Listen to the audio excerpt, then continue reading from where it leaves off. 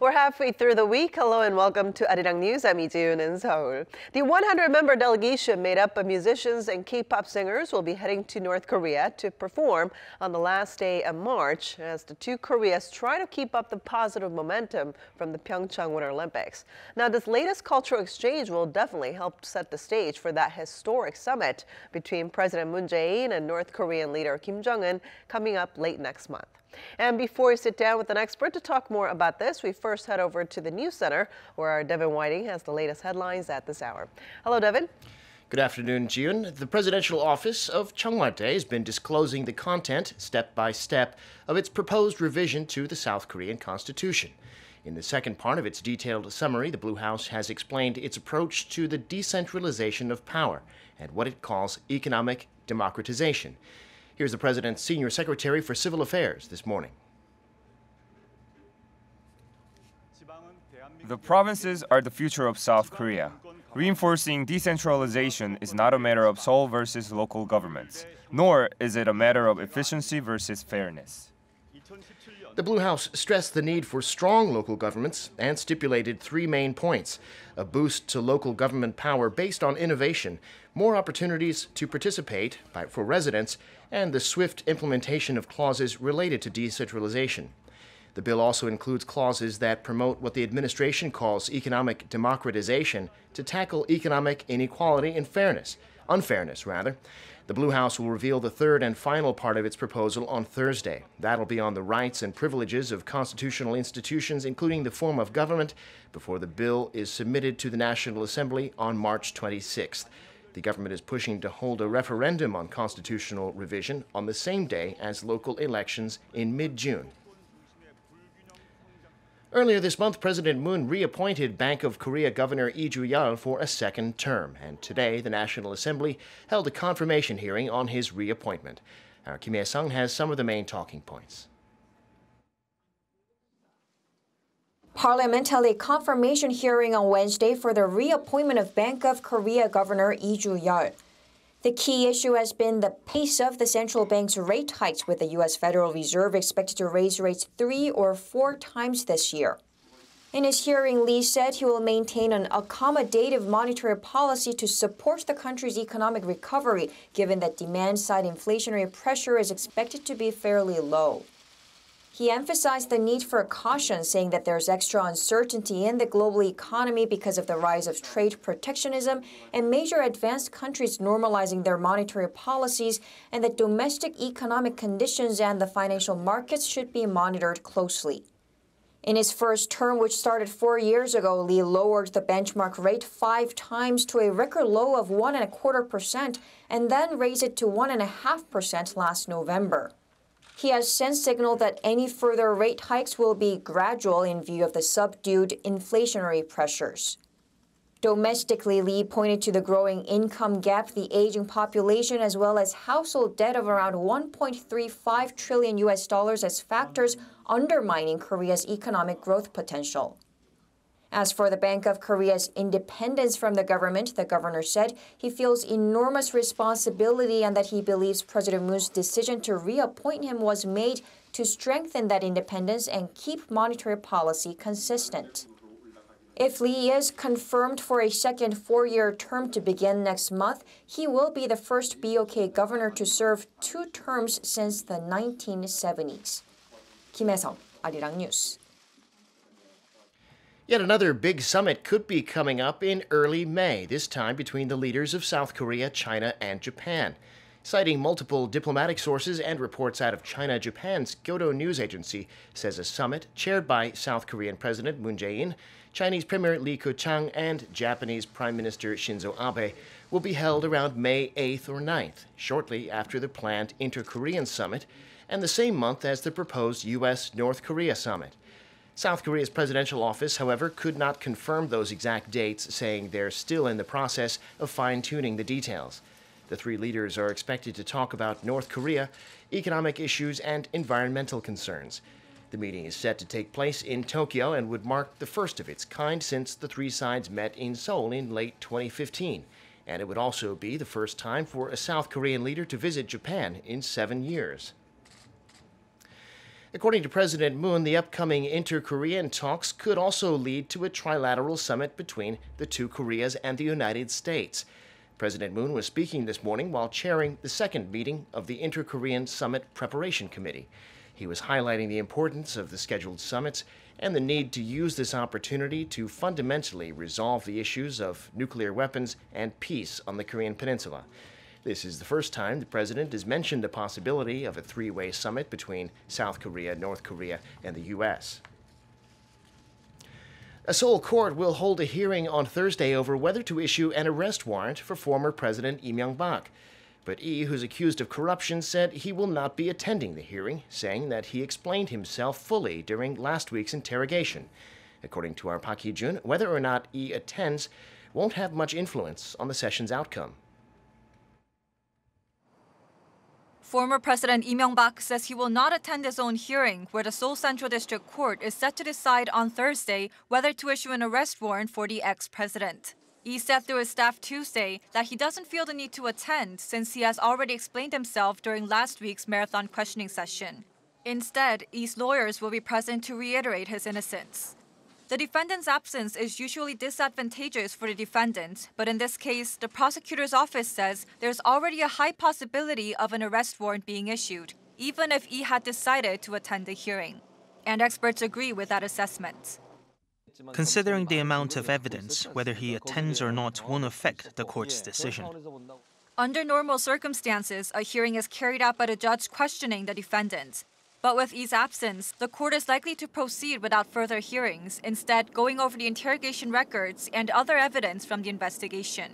The court is expected to decide as soon as Thursday night, immediately after the court review, whether to issue the warrant. And if it does, Lee Myung-bak will be the fourth former South Korean leader to face arrest for corruption. Park Hee-jun, Arirang News. I'm Devin Whiting, and those are your news headlines for this hour.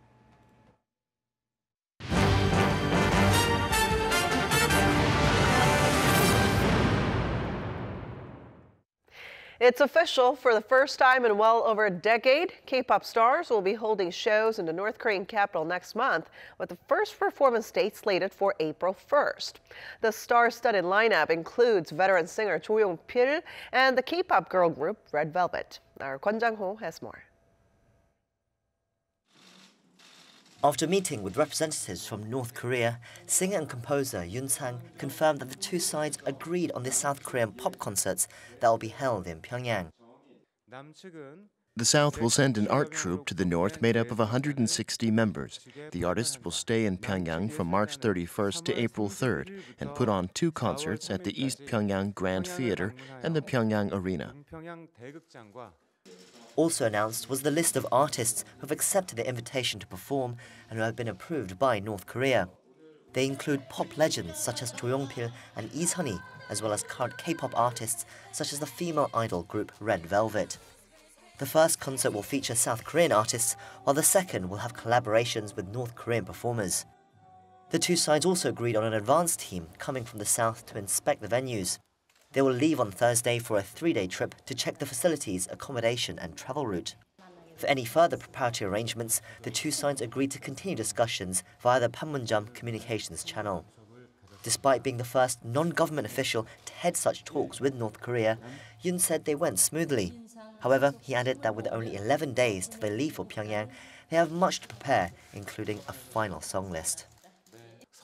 It would have been nice to agree upon the song list today, but there were some difficulties in negotiating the songs we wanted and the ones they wanted. I wouldn't say it was political, but more because there were many songs they did not know. Seoul will be hoping the concert carries on the current positive mood between the two Koreas ahead of the landmark summit between President Moon Jae-in and North Korean leader Kim Jong-un, which takes place later in April. Kwon Jang-ho, Arirang News. And to tell us more about the cultural exchange between the two Koreas, which will help set the stage for the upcoming Inter-Korean Summit, and talk more about the joint drills as well between South Korea and the U.S., which will start on April 1st. Dr. Woo Jung-yap, a research fellow at the Sejong Institute, joins us in the studio today. So good to see you. Thanks for having me. All right, so for the first time in over a decade, South Korean musicians will have their first concert in North Korea. Now, at this point, we're wondering, what kind of role have cultural exchanges between the two Koreas have played up until now in regards to inter-Korean relations? It has been very difficult for two Koreas have this kind of people-to-people exchange when the relations between two Koreas are sour and cold. So having this kind of event reflects the current warm atmosphere on Korean peninsula. However, we still don't know whether this kind of cultural events can penetrate into the ordinary people in North Korea because of the controlled media in North Korea. So most people might not know about this event. But having this kind of small events will eventually lead to the bigger openings in society of North Korea. So we hope that in the long run, this kind of people-to-people exchange can help like government relations, and also this kind of event needs a lot of negotiations and talks at the government level. Right. So that means that we will contact North Korean officials frequently before the summit. So this can lead a better result for the summit in the April and possibly in May. Now, this latest development in the cultural side came as North Korea invited South Korea's art troupe to perform in the North to possibly continue that positive momentum, which was kicked off from the Pyeongchang Winter Olympics. So how will South Korea's performance in the North affect the upcoming inter-Korean summit? So as I just told you, that it's very difficult to know the net effect of cultural events onto North Korean society, because North Korea still has controlled media onto the general public. However, as we just saw from the news, that there should be a lot of discussions and negotiations between South Korea and North Korean government officials to what kind of song would be performed and who can visit there and what kind of stages that we are going to use there. It requires a lot of negotiations among various levels of two governments. So two governments has to know each other much better to make successful events for this. And this will lead to the all government agencies and departments' efforts to make these events possible. So for the summit, it's two governments officials have to meet with these various opportunities. So I think we cannot say that the cultural events directly have a positive effect on the summit, but during the negotiations and dialogues with the North Koreans about this kind of events, eventually help the inter-Korean summit in April and May. This is definitely a big change in North Korea's attitude, because we considered it as a very reclusive and isolated regime, but now it seems that it's opening up a lot more than before. Yeah, so even in January, that there was an agreement between two governments that South Korean performers would perform in Kumgangsan area, but North Korea had to cancel it at the last minute. So considering that event, that cancellation, that this one shows also a big development, very rapid developments indeed. So we have to see that what's going to be phased out next time, but more cultural events can lead to maybe family reunion and other people-to-people exchange. That would be great news. But meanwhile, the postponed Seoul-Washington joint military drills will be held next month. Now, how will the drills this time compare to previous ones in terms of size and intensity? As the joint military drills was postponed due to the Olympic Games, the length of the drills has to be shortened compared to the previous years. And also, South Korean government and U.S. government also mentioned that this year's military drill does not involve any strategic assets, including aircraft carriers or strategic bombers. And they emphasize the defensive nature of joint military drills. But in fact, the joint military drills have been in defensive nature from the past. But because of our relations with the North Korea these days, and for the summit, that for political reasons, that U.S. government and South Korean government emphasize the defensive nature of the drills, and also there's no involvement of strategic assets in this time. So I guess that could explain why the U.S. and South Korea have been kind of refraining from commenting a lot on these drills, right? So whenever we had a joint military drills with the United States in the past, we have heard from North Korean media very sour comments on joint military drills. Right, they didn't like it at Yeah, all. Even though we always has emphasized that this is a defensive nature, just in case North Korea invades South Korea. However, having joint military drills always considered as a military threat to North Korea. That was why we had a negative comment from North Korea always in the past. Now, which is surprising because during a meeting in Pyongyang earlier this month, North Korean leader Kim Jong-un actually said that he understands that these drills must continue. So how do you think North Korea will react to the joint drills coming up in April then? So one of the concerns that South Korean government had was that even we try to improve the relations with North Korea might use joint military drills as an excuse for them to withdraw from the talks. So I think it was a very good news for South Korean government when Kim Jong-un mentioned that he would understand the joint military drills between the South Korea and the United States. So as Kim Jong-un already mentioned that he would understand the military drills if it was held in the manner that was held in the past. And we already mentioned that strategic assets are not involved and the duration will be shortened. So I think that North Korea is not going to make any harsh comments on this joint military drills this time. So we could definitely see that all sides are trying to be very careful of what they're going to say and what they're going to do because we have these important summits coming up, right? Well, now with the upcoming talks with North Korea, it seems that countries like Sweden and Finland are also keeping a close eye on how these things will pan out in regards to the upcoming summits. So what are other countries' perspectives and plans toward denuclearizing the Korean Peninsula? There was a concern in the international community that, so at the same time, the international community has been cooperating with the United States and the United Nations in pressing North Korea on the nuclear weapons. But at the same time, they want it to be resolved peacefully. So they want to play a role as like neutral countries. And Sweden has also diplomatic ties with North Korea. So they have been working with the North Korean government at the same time that they can work with the South Korean government and the U.S. government.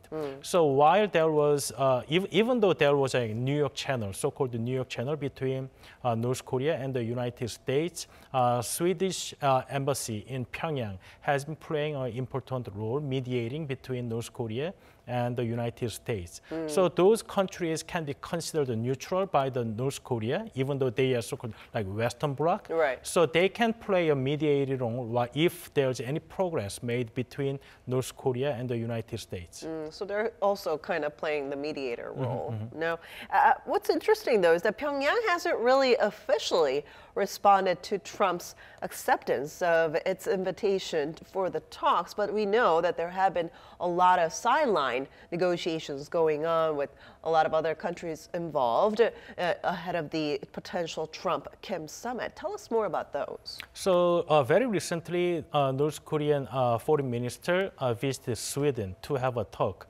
but both governments did not reveal what was discussed during the meeting. And also there was a 1.5 meeting at Finland that North Korean government officials and the U.S. like civilian experts and also South Korean civilian experts now are reportedly discussing on the matters of denuclearization and on the summit. So I believe that this kind of events made some signals that North Korea is willing to engage with the United States directly, but it's still unknown that why, when, and how North Korea initiate direct talk with the United States. So it's still very unclear why North Korea has not initiated any direct talk with the United States when they already proposed the summit with the United States. So when will we then see some direct contact between officials of the United States and North Korea in order to actually discuss the upcoming Kim-Trump summit? I wish I could answer that question, but to have successful summit between South Korea and North Korea, and also to have a summit between North Korea and the United States, one of the conditions that should be satisfied in the process is that North Korea and the U.S. should have any kind of engagement. Okay. So I think that North Korea knows the fact that U.S. will only talk to North Korea when North Korea directly talk to United States. So far, North Korea has delayed its message via South Korean government, but they know that they have to talk directly with the United States. So like at the latest, before the inter-Korean summit, they have to approach United States for the possible talks between U.S. and North Korea. And what's interesting, though, is that China and Japan have been kind of actively involving themselves and trying to, in regards to the upcoming summits with North Korea. Tell us more about those. It has been China's role to lead North Korea into the negotiating table. But this time, it looks like North Korea is bypassing China and having talk with the South Korea and the United States.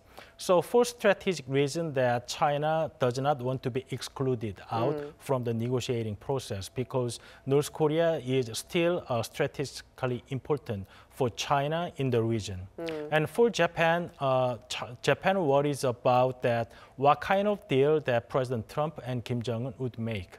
If they just made a deal like freeze to freeze and like ICBM freeze, then makes Japan still very vulnerable from the attacks of North Korea's missiles and other weapons. So Japan wants to be involved intensely in the negotiating process, so their interest is not hurt by exclusion of the negotiations. And it seems that Japan is kind of moving along the lines with the United States, because in the beginning, Japan said that it kind of agrees with the United States that we need to put maximum pressure on North Korea, but now it has kind of turned to the dialogue trend and kind of put itself in there and changed the stance, right? So it is still true that international community led by United States and Japan still press North Korea very heavily. There is no word of like easing sanctions or lifting sanctions. So until North Korea shows some sincere attitude on denuclearization, international community will press North Korea to show sincerity on denuclearization. But as with the South Korean government to bring North Korea onto the negotiating table, and it looks like a huge success since January. So that is why like Japanese government has to approach in both ways, press and engage with the North Korea. So that is why Japanese government shows some attitude to heavily engaged with North Korea these days. So things have been moving on a very phenomenal speed, and we've never seen things like this happen before with North Korea, right? So today, President Moon Jae-in said that North Korea, South Korea, and the U.S. could possibly hold a trilateral summit. Now, tell us more about this. Where did this come from? I think if everything goes very smooth, that inter-Korean summit goes well, and in the meantime, that U.S.-North Korea relations has improved, then and U.S.-North Korea summit will be held in South Korea, then like Panmunjom, then I think there's a high possibility that the U.S., South Korea, and North Korea summit can be held after U.S.-North Korea summit. But given that President Moon Jae-in has shown very cautious approach on summit. He mentioned that it's like working on a thin ice. But today's comment by President Moon showed some like confidence and also some like optimism on the summits in the future. So I think that there might be some progress between two Koreas and also between North Korea and the United States. I think that is why President Moon mentioned confidently today that there might be a chance that three countries can have summit in the future. But do you think that one of the reasons could be that President Moon is worried that the two sides, North Korea and the U.S., might not reach a deal after all? Then someone might have to step in to kind of find another solution. Could that be a reason? So, but what he mentioned is, I think it's a more positive, a positive way of speaking and speaking of the possibility of summit. It's not like South Korea wants to mediate if something goes wrong between two countries. I think President Moon's message today was a more positive one that to solve the issue eventually that three countries have to meet together to make arrangement for the denuclearization and also the peace on the Korean Peninsula. So I saw some positivity on President Moon's message today. So it's more like toward providing more chances for cooperation among different countries. All right, thank you so much for coming in today. Thank you. And that brings us to the end of our program. But make sure to tune in to Arirang News for more domestic and global news updates throughout the day. Thanks for watching and see you soon.